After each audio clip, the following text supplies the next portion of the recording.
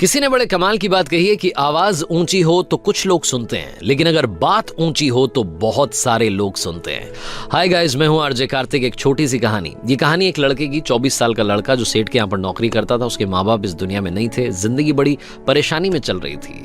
वो जाता था, रोजाना पैसे कमा करके घर आता था, खाना बनाता था, खाता था, सो जाता था। एक दिन उसने देखा कि उसने 4 चपाती और सब्जी बनाई।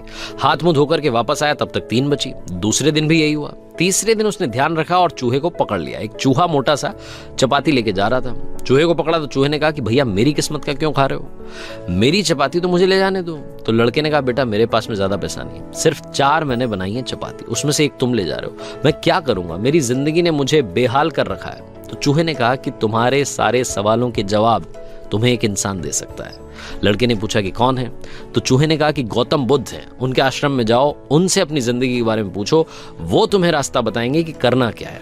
लड़के ने कहा बहुत बढ़िया बात है। चूहे की बात मान ली, गौतम बुद्ध से मिलने के लिए चल पड़ा। सेठ से छुट्टी ले ली 5-6 दिन की।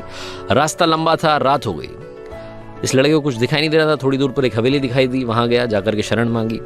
हवेली की मालकिन ने पूछा कि बेटा कहाँ जा रहे हो? तो लड़के ने कहा कि गौतम बुद्ध के आश्रम जा रहा हूं, उनसे मिलने के लिए। तो मालकिन ने कहा कि बहुत बढ़िया जगह जा रहे हो, गौतम बुद्ध से हमारे एक सवाल का जवाब लेकर के आना, अगर वो सवाल का जवाब दे दें। तो लड़के ने कहा जरूर, आपका सवाल पूछूंगा, बताइए। तो हवेली की मालकिन ने कहा कि बेटा मेरी 20 साल की बेटी है, जो 20 सालों से एक शब्द नहीं बोली है, बोल नहीं सकती है। बस उनसे पूछ लेना कि ये बेटी कब बोलेगी। ये बोलते बोलते उनकी आंखों में आंसू आ गए। लड़के ने कहा माता जी आप परेशान मत हो, मैं जाऊंगा और आपके सवाल का जवाब जरूर लेकर आऊंगा। लड़का अगले दिन चल पड़ा। रास्ता बहुत ज्यादा लंबा था। रास्ते में उसे बड़े बड़े पहाड़ मिले, ऊंचे ऊंचे पहाड़, बर्फ वाले पहाड़। उसे समझ नहीं आ रहा था कि कैसे पार करूंगा, बड़ी देर हो जाएगी। तभी उसे एक जादूगर दिखाई दिया जो वहां बैठ करके तपस्या कर रहा था। जादूगर के पास गया, उससे बोला कि मुझे गौतम बुद्ध से मिलने के लिए जाना है, रास्ता तो बहुत ही परेशानी वाला लग रहा है, कैसे मैं पार करूंगा? तो जादूगर ने कहा कि गौतम बुद्ध से मिलने जा रहे हो, मेरे एक सवाल का जवाब लेकर के आ जाना, तुम्हें पहाड़ तुम्हें फटाफट से पार करा दूंगा। लड़के ने कहा आपका सवाल बताओ। तो जादूगर ने कहा कि 1000 सालों से यहाँ पर इसी पहाड़ पर तपस्या कर रहा हूँ स्वर्ग जाने के लिए, मुझे समझ नहीं आ रहा कि स्वर्ग कब जाऊंगा। तो लड़के ने कहा ठीक है, आपके सवाल का जवाब लेकर के आते हैं। जादूगर ने छड़ी घुमाई, लड़के को पहाड़ पार करा दिया। मैदानी इलाका आ गया। वहां पर एक बड़ी सी नदी थी। लड़के के सामने फिर से समस्या थी कि अब ये नदी कैसे पार करें। तभी उसे वहां पर एक बड़ा सा कछुआ दिखाई दिया। कछुए से मदद मांगी कि आपकी पीठ पर बैठा करके मुझे नदी पार करा दीजिए। कछुए ने कहा ठीक है। जब नदी पार कर रहे थे तो कछुए ने पूछा कि कहाँ जा रहे हो? तो लड़के ने कहा गौतम बुद्ध से मिलने जा रहा हूँ। कछुए ने कहा वाह यार, बड़ी अच्छी जगह जा रहे हो, एक काम करना मेरे सवाल का जवाब ले आना। तो लड़के ने कहा कि आपका भी सवाल बताइए। तो कछुए ने अपना सवाल बताया कि मैं बड़े टाइम से 500 सालों से इसी नदी में हूं और ड्रैगन बनने की कोशिश कर रहा हूं, ड्रैगन कब बनूंगा ये बस पूछ करके आ जाना। लड़के ने कहा ठीक है। लड़का पहुंचा आश्रम में, गौतम बुद्ध के पास। प्रवचन चल रहा था, प्रवचन खत्म हुआ। गौतम बुद्ध ने कहा कि हर कोई मुझसे सवाल पूछ सकता है, लेकिन सिर्फ 3 सवालों के जवाब दिए जाएंगे।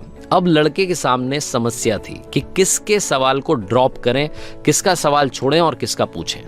लड़के ने सोचना शुरू किया। सबसे पहले हवेली की मालकिन नजर में आई, ध्यान में आई। तो उसे लगा कि वो तो अपनी बेटी का इलाज कराना चाह रही है, उनकी बेटी बोल नहीं रही है, उनकी आंखों में आंसू थे, उनका सवाल पूछना जरूरी है। दूसरी जो तस्वीर उसके दिमाग में आई, नजर में आई, वो आई जादूगर की। जादूगर 1000 साल से वहां तपस्या कर रहा है बर्फ के पहाड़ में। तीसरी तस्वीर आई कछुए की, जो 500 साल से नदी में ड्रैगन बनना चाह रहा है। फिर लड़के को अपनी तस्वीर नजर आई, जो सेठ के यहाँ पर एक लड़का नौकरी कर रहा है। लड़के ने सोचा कि मैं तो नौकरी कर ही रहा हूँ, खाना खा ही रहा हूँ, ठीक चल ही रहा है, थोड़ी और मेहनत करूंगा, कुछ बदलूंगा। इन 3 लोगों की जिंदगी में बदलाव लाना जरूरी है, इन 3 के सवाल पूछने जरूरी है। लड़के ने गौतम बुद्ध से तीनों के सवाल पूछे।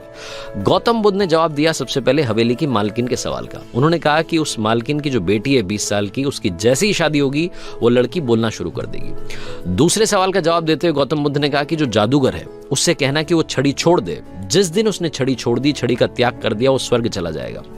तीसरा सवाल था कछुए का। गौतम बुद्ध ने कहा कि उस कछुए से कहना कि अपना कवच उतार दे, जिस दिन उसने कवच उतार दिया उस दिन वो ड्रैगन बन जाएगा। लड़के ने नमस्कार किया, प्रणाम किया, चल पड़ा वापस। रास्ते में कछुआ मिला। कछुए से कहा कि भैया कवच उतार दो। गौतम बुद्ध ने कहा तुम ड्रैगन बन जाओगे। कछुए ने जैसे ही कवच उतारा, मोती ही मोती निकल आए। कछुए ने कहा मोती का मैं क्या करूंगा, आप ले जाओ। लड़के को मोती दे दिए और कछुआ ड्रैगन बन गया। थोड़ा आगे चला तो जादूगर मिला। जादूगर को जाकर के कहा कि भैया आपको छड़ी छोड़नी पड़ेगी, तभी आप स्वर्ग जा पाओगे। जादूगर ने कहा ये लो छड़ी छोड़ दी, ये छड़ी तुम रख लो, मैं स्वर्ग चला जाऊंगा। जादूगर स्वर्ग चला गया। और अब आई बारी तीसरे सवाल की। ये पहुंचा उस हवेली में जहां मालकिन ने सवाल भेजा था। मालकिन से जाकर के बोला कि मालकिन आपका जो सवाल था उसको जवाब मिल गया है, आपकी 20 साल की बेटी की जिस दिन शादी हो जाएगी उस दिन ही बोलना शुरू कर देगी। उन्होंने कहा क्या बात है, तो देर कैसी, मेरे सामने ही तो दूल्हा बैठा है। तुमसे बढ़िया लड़का कौन हो सकता है। लड़की को बुलाया गया, लड़के ने लड़की को देखा, लड़की ने लड़के को देखा, शादी करा दी गई। और जैसे ही शादी हुई, लड़की ने पहली बात बोली कि आप तो वही हो जो उस दिन रात में हमारे यहाँ आकर के रुके थे। लड़की ने बोलना शुरू कर दिया। लड़के के पास में जिंदगी में पैसा आ गया, क्योंकि मोती मोती आ गए, जादूगर की छड़ी आ गई, ताकत आ गई, और शादी भी हो गई। लड़के की जिंदगी सेटल हो गई, सिर्फ इसलिए क्योंकि उसने अपने सवाल का त्याग कर दिया था। इस दुनिया में जो जहाज होता है जब किनारे पर होता है तो सुरक्षित होता है, सबसे ज्यादा सेफ होता है, लेकिन उसे दूसरे किनारे पर जाने के लिए इस किनारे का त्याग करना पड़ता है, लहरों से भिड़ना पड़ता है, मुकाबला करना पड़ता है। इस लड़के ने जब तक अपना सवाल नहीं छोड़ा था, इसको जवाब नहीं मिले थे। ये छोटी सी कहानी लाइफ में बहुत बड़ी बात सिखाती है। अगर आप कुछ कमाल करना चाहते हैं तो त्याग कीजिए उन बुरी आदतों का, आलस्य का। सुबह जल्दी उठना शुरू कीजिए, अपनी लाइफ में जो बैड हैबिट्स हैं उन्हें हटाइए, तभी जाकर के आप कमाल कर पाएंगे।